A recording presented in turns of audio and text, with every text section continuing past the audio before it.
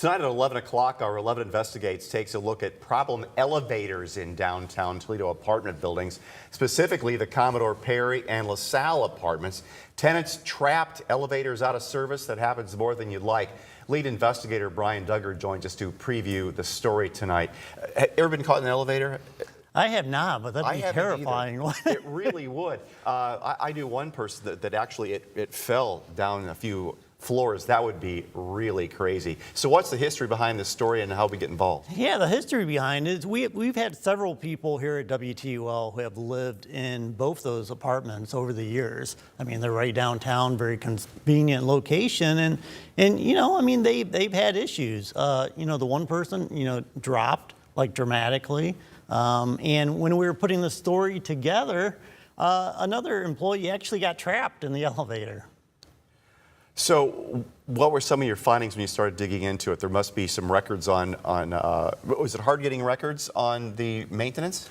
No, it was, interestingly, I kind of had to do a little research to figure out who kept those records. Sure. But the Commerce Department, the Ohio Commerce Department, is responsible for elevator inspections. And they were great to work with. You know, I just said, hey, I want them for the last 2 years, and they provided them pretty quickly. And we also got records from the Toledo Fire and Rescue, found out that 13 different times they've had to go to those two buildings in the last 2 years to extricate people trapped in the elevators. And that just seems like a really high number to me. Yeah, this is a big deal. I mean, this is not just something you can blow off. I mean, this is serious because, first of all, you've got tenants.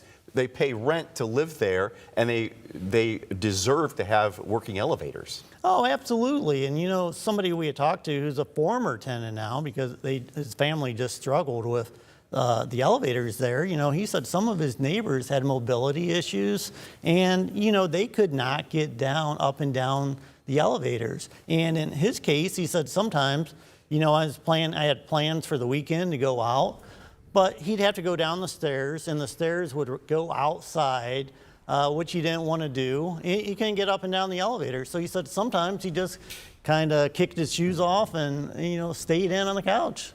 I know you have a busy docket on 11 Investigate stories you're investigating. You've been working on this since December. Were you holding back on airing it? Yeah, that's actually an interesting story. We could have gone with this in December, but we really wanted the management company to sit down with us. Yeah. We had all these documents, and they actually asked us, hey, can you share the documents that you have? Which typically I don't do, but I was willing to do it because I thought an interview with them was so important. So I'm like, here's the documents that we have. Here's what people are telling us. We'd like you to sit down and talk to us about it.